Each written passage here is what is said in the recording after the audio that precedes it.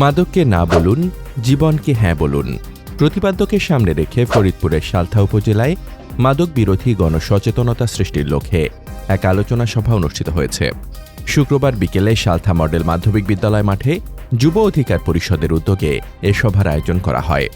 যুব অধিকার পরিষদে সালথা উপজেলা শাখার সভাপতি মাওলানা ইমারত হোসেনের সভাপতিতে এবং ফরিদপুর জেলা শ্রমিক অধিকার পরিষদের সভাপতি জাহাঙ্গীর হোসেন জুয়েল ভান্ডারীর সঞ্চালনায় অনুষ্ঠানে প্রধান অতিথি হিসেবে বক্তব্য রাখেন গণ অধিকার পরিষদের সাবেক সংসদ সদস্য প্রার্থী ও উপজেলা গণ অধিকার পরিষদের সভাপতি ফারুক ফকির।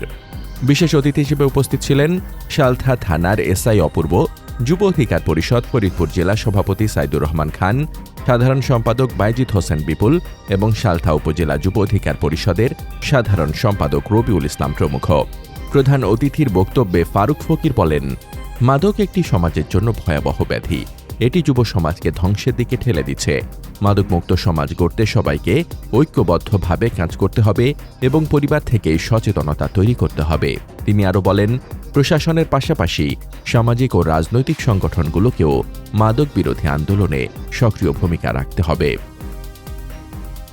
মোহাম্মদ শামীম রেজা, দৈনিক খোলা চোখ।